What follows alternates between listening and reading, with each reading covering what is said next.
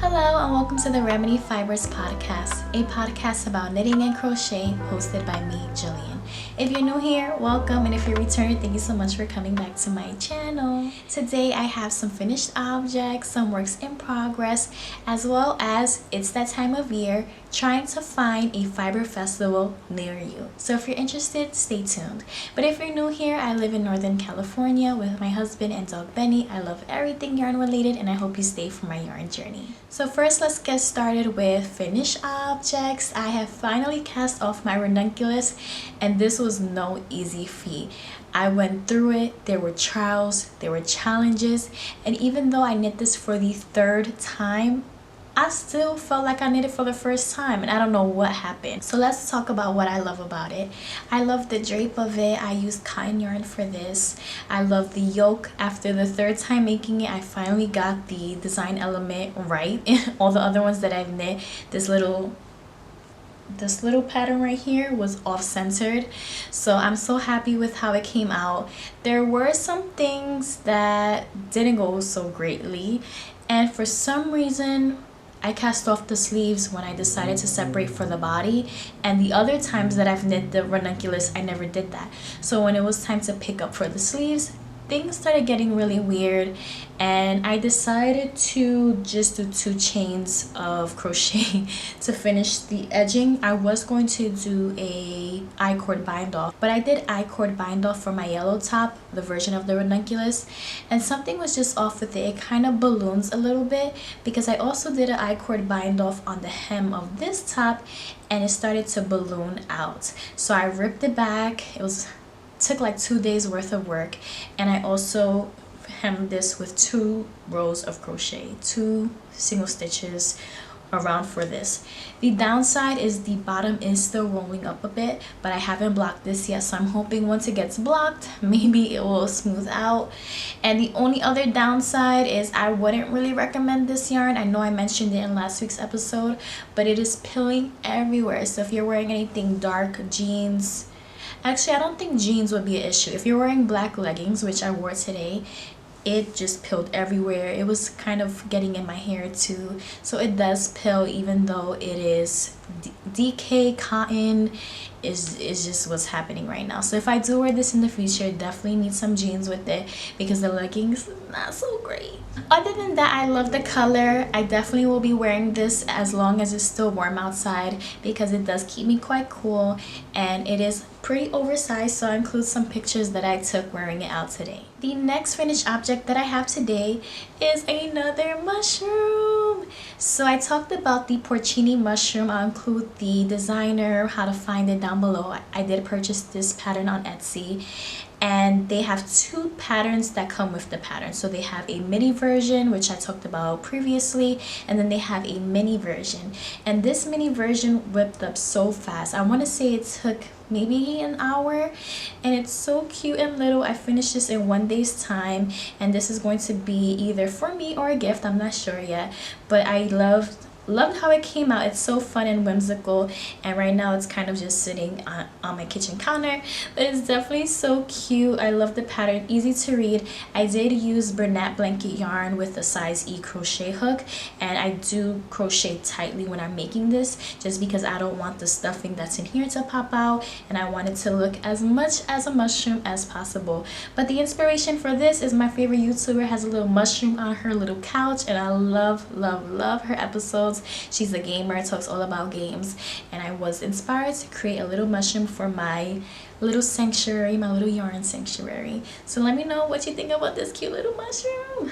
My plan is to make a mini version and a mini version together. I already gifted away the last mushroom that you saw, so I'm probably going to keep making more mushrooms if you're going to keep subscribing and watching, just because they're so fast and easy, and I still have a lot of yarn left over this.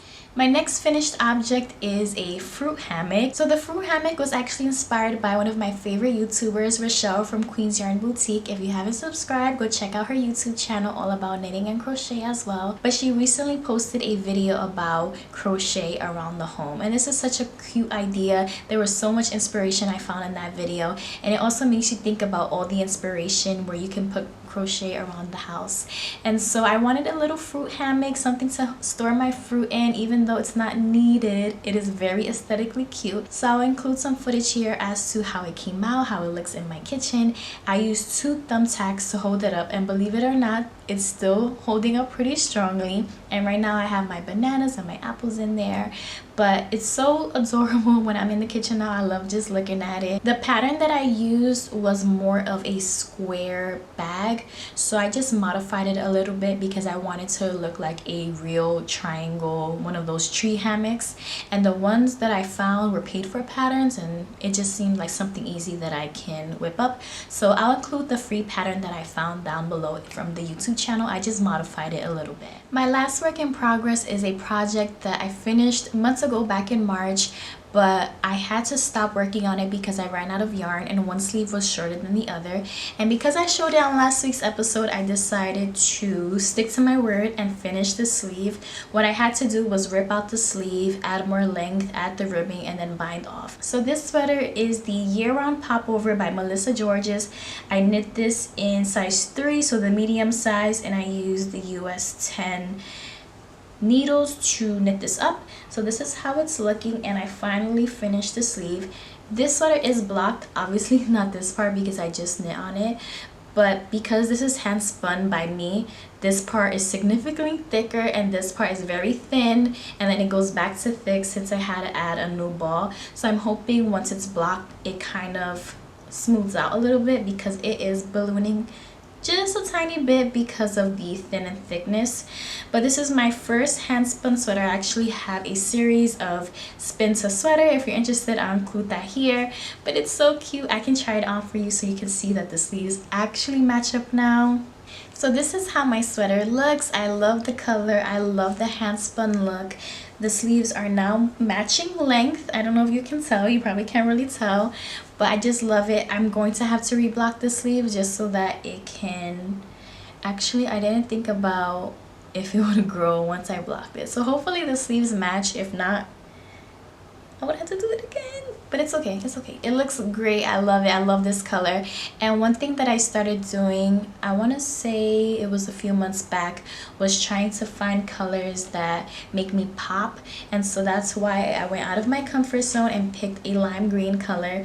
And then surprisingly, even though I didn't intentionally buy this wool because it was just a surprise order through Paradise Fibers, brown is also my color, which is also one of the colors from this color test that I took.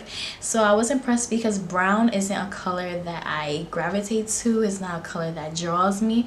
But when I tried this on, I was like, you know, it do bring out my brown eyes. Okay, so definitely have brown in the future, even though it's not a color that screams to me. Once it's on, I love it. I love how this sweater looks. And my husband said he thinks it's one of the best makes that I've ever made, even though he says that about all my makes. Thank you. So that's all that I have for finished objects. I do want to show you something that I purchased.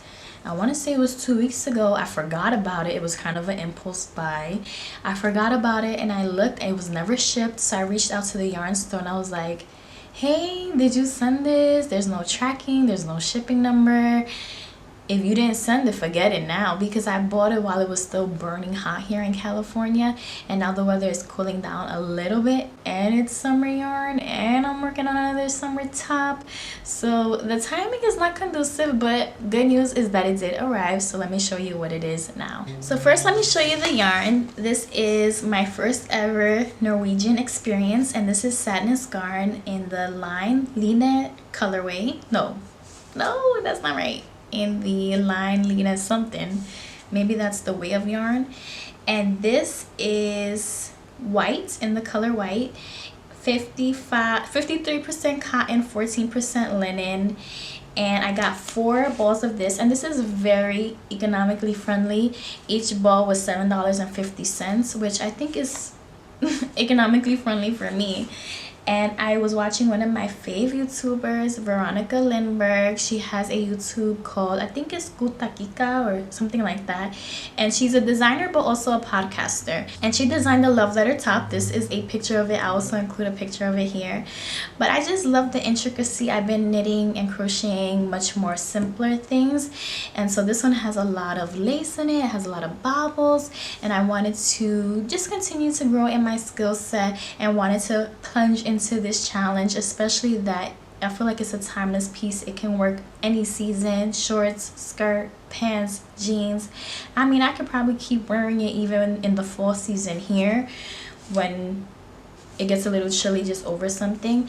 But that's gonna be a new venture for me. Even though I really wanted to work on fall things, that will be my last summer piece, other than the other top, the Captiva crop that I'm still working on. That one I actually didn't touch all week because I was struggling on the Ranunculus, doing a whole bunch of shenanigans on this. So hopefully I give some more love and attention to my crochet top. But for now, this is my new summer project, even though I was ready for fall. Next up, I wanted to talk about fiber festivals near you. This is the season. Everyone's getting ready for Rhinebeck, wool and whatever, wool and this, sheep and fiber, something. And sometimes it can make us feeling left out, or that they're too far to travel to, or not want to invest flights, hotels, all of those different things that come with fiber festivals, especially for those of us who live in smaller or more remote areas. So I wanted to share with you how I find fiber festivals near me, even though they're far and few between. I looked, and in California there's only 3. Actually, there's only 2 for the fall season. So maybe somewhere where you live there's more, or somewhere more driving distance. But I wanted to include the website that I use, as well as one that I might be going to. So the website that I use to find fiber festivals near me is called knittersreview.com. If you know of any other websites that you use, comment down below so we can all get into that, see what's going around us. But they try to keep it as up to date as possible, but I did see that there was one near me that's not on the list. So if you know of any, you can definitely reach out to them so that they can keep their list as up to date as possible. But I definitely know if you're in the Northern California area, Lambtown and Dixon is coming up. We also have, what else is coming up? We also have the Wool and Fiber Festival in Mendocino, California. And then lastly, the one that I'm thinking about going to, I wanted to go to it last year, but I think I learned about it too late, was the Sierra Nevada Yarn Crawl. And it's between some California knit stores and some Nevada ones. And Jimmy Bean's Wool is included. I learned that Jimmy Bean's Wool was in Nevada, not too far from me. Well, it is kind of far, 2 to 3 hours away from me. And I said, I need to go there. I remember buying yarn, one of my first projects from Jimmy Bean's Wool on the East Coast. If I can find the pattern, I'll include the shawl. It was called, I think it was called the Shanklet. One of my first ever mystery knit alongs. One of my favorite YouTubers. I got a design from her. And I remember ordering yarn from them, and it was like my first ever luxury type yarn. So I don't have that show anymore. I wonder what happened to it. But I remember ordering it from their website, and I really want to go. So the Sierra Nevada Yarn Crawl does have 9 participating stores. They also have the passport, so if you get a passport you can enter for prizes if you visit all 9 yarn shops. What I like about this yarn crawl is that they have a prize if you visit all 9, if you visit just 7, and if you visit just 5, just because some of them are very far from one another, and it does take a few days time to kind of hit them all if you want to really enjoy it and not rush it. I've been binge watching Knitty Natty. Right now she is a yarn podcaster, but she's doing RV, van life. I love van life. And she's visiting all of these little yarn stores and has even videos on yarn crawls. So if you've never been to one or never seen one, definitely check out her videos to see what a yarn crawl is. I did go to a few yarn crawls in the past. It is very overwhelming because one yarn store is already nerve-wracking enough, let alone 9. That seems a little intimidating, not only for me, but also for my wallet. But if I do go to one, this one is one that I might be considering, because they do have a swag bag where you could get a little yarn tote, stitch markers, cute little goodies in there. You can enter for prizes. There are quite a few prizes that you can win, and they also have a make along, which was cute, but I don't think I would do it. A make along for knitting and crochet pattern, as well as featured patterns. And they didn't really provide much context on the website as to what the featured patterns are, but I'm thinking that yarn stores will carry the yarn for those patterns in their stores, so that's exciting, especially as it's a little overwhelming, a little intimidating to go into stores and not sure what to buy, what to get. But if they have a featured pattern with yarn allocated for it, that's what I need. But comment down below if there's any yarn festivals that you plan on traveling to this fall season. Let us know where you'll be traveling to, or if there's any that are your dream destination. I've always wanted to go to this yarn festival or yarn fiber show. There's so many that you can venture to. There's so much happening, but it depends on where you live, right? So as for life update, this summer is finally coming to a close. Students are coming back to campus, I want to say in 2 to 3 weeks, and we're picking up our staff training this week, so it's gonna get quite busy around here and louder. So if you're a returner, if you're new, it gets loud here. There's probably gonna be banging and cars flying by because I am in a college campus area. So it's exciting to see the liveliness return back to campus, just because it's been so quiet and pretty much empty, like a ghost town. As for this Labor Day weekend, I just spent the weekend, the 3-day weekend, at home, relaxing, going to the gym, eating. What did we do? We made brownies, which were really good. Watched scary movies. I just watched Megan, the Robot Girl. It wasn't too scary for people who can't do scary. I did have to close my eyes in some scenes.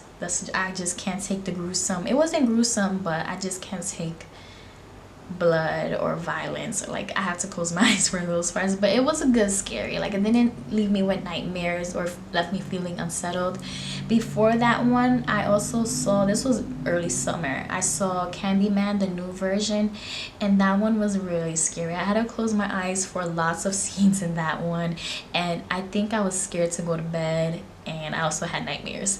But I love scary movies. I just can't watch them too often because I get really freaked out. I freak myself out and I start getting paranoid. I start getting nightmares. But I love to be scared sometimes. But that's all the updates that I have. I appreciate you checking out today's video. Thank you so much for stopping by. I hope that you and your family are happy, healthy, and safe, and hope to see you soon. Take care. Bye.